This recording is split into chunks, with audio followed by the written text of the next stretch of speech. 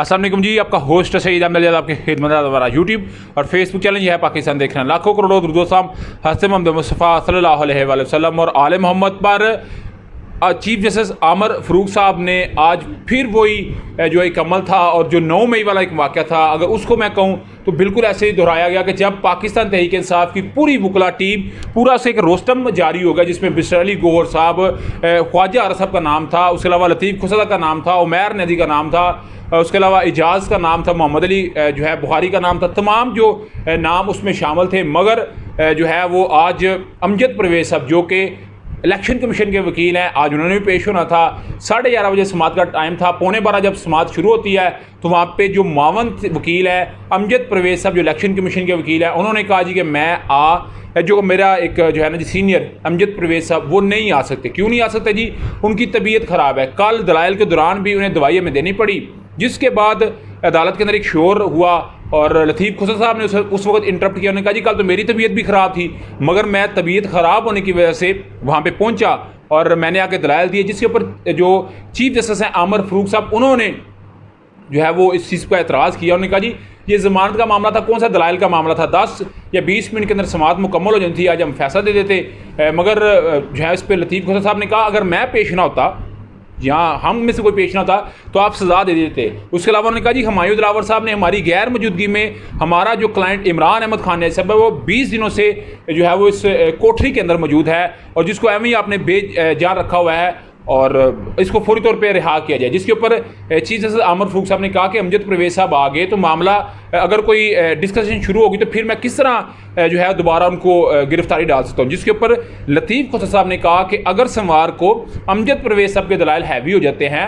वो आपको कायल कर देते हैं, तो मेरे क्लाइंट जो कि इमरान अहमद खान साहब है, आप उसको दोबारा सोमवार को पकड़ लीजिएगा, मैं इस चीज़ की गारंटी देता हूँ। मगर जो चीफ जस्टिस साहब हैं उन्होंने बाकायदा तौर के ऊपर ये इमरान अहमद नाज़िर की सज़ा मुतली दरख्वास्त पर समात पीर तक मुलतवी कर दिया है। इलेक्शन कमीशन के वकील अमजद परवेज़ बीमारी के बायस पेश ना हुए, एक केस क्रूशल स्टेज पर है, 15-20 मिनट में दलाइल मुकम्मल हो जाते थे, पीर को कोई पेश ना हुआ तो दस्तयाब रिकॉर्ड के मुताबिक फ़ैसला कर दूंगा, जो कि चीफ जस्टिस आमर फ़रूक साहब है। जिसके ऊपर जो है वो जो है लतीफ़ खुसदा साहब उन्होंने बात कही कि आप इमरान खान की सज़ा आज मुअत्तल कर दें, अगर पीर को इलेक्शन कमीशन के दलाइल से मुतमिन हुए तो बेशक वापस जेल भेज दे, इस पर हम आपको कोई जो है वो बात डिस्कस नहीं करेंगे। मगर अदालत ने सारी इस्तात को मुस्तरद करते हुए समात को मुलतवी किया। मगर इसके बाद जैसे ही बेंच उठ के गया तो वकला ने कमरा अदालत में शेम शेम और फिक्स्ड मैच का नारा लगा दिया। वही बात जो मैंने आपके साथ कही ना कि 9 मई वाला एक सान्या हुआ है कि जिसको 2 दिन के लिए मजीद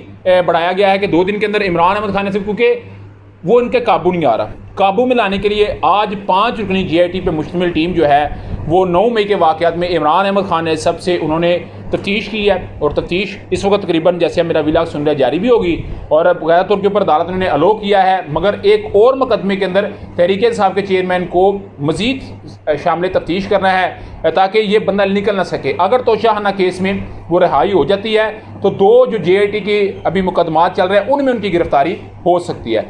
उधर अगर मैं साइफ़र के केस की बात करूँ तो साइफ़र गुम होने के केस में जो एक खसूसी अदालत बनाई गई है जिसमें मीनुल हसनात मोहम्मद जुल्करनैन एडिशनल सेशन जज मौजूद हैं, उन्होंने 3 रोज़ा जिस्मानी रिमांड में तस्दीक कर दिया है शाह महमूद कुरैशी साहब के, और इसी केस में तहरीक साहब के चेयरमैन भी गिरफ्तार हैं और डेफिनेटली अगर वो तोशाखाना से निकलते हैं तो साइफ़र केस में वो गिरफ्तार होते हैं। साइफ़र से निकलते हैं तो 9 मई के वाक़े में गिरफ्तार होते हैं, वहाँ से निकलते हैं तो फिर वो सीता वाइट टैरियान केस के अंदर गिरफ्तार होते हैं, टैरियान केस के अंदर गिरफ्तार होते हैं। तो डेफिनेटली ये एक बड़ी जो है वो एक चैलेंजिंग फैक्टर बनेगा। मगर उधर अगर मैं बुशरा बेगम की बात करूं तो बुशरा बेगम ने बाकायदा तौर के ऊपर आज सुप्रीम कोर्ट के अंदर ये सदात कर दी है कि इमरान अहमद खान साहब की सेहत को बड़े शदीद खतरा लाग हैं, उनका वज़न मुसलसल कम हो रहा है, उनकी जान को ख़तरा है और जिसकी बुनियाद के ऊपर उनको मेडिकल ट्रीटमेंट दी जाए, तो ये अदालत में सजा है। मगर इस सारे के ऊपर बड़ी सीख पा नज़र आई है, जो है वो हुकूमत बहुत ज़्यादा सीख पा नज़र आई है।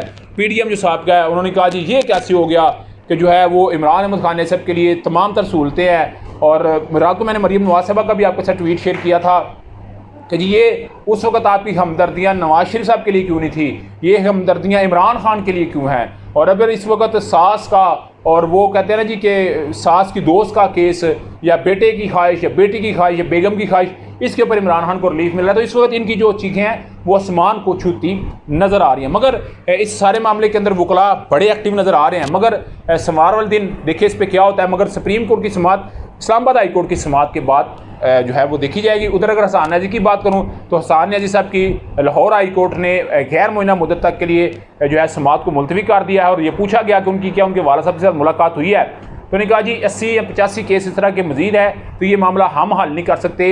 एडवोकेट जनरल ने ये बात कही, गुलाम सरवर ने, इस मामले को सुप्रीम कोर्ट रेफर करना चाहिए। मगर ये अभी तक की अपडेट थी, अभी तक का व्लॉग था। व्लॉग की वीडियो पसंद आए तो फिर चैनल को लाइक सब्सक्राइब अपने दोस्तों शेयर कर लीजिए। नेक्स्ट वीडियो के लिए होस्ट को जय दीजिए। अल्लाह ताला का हमें नस्र। अस्सलाम।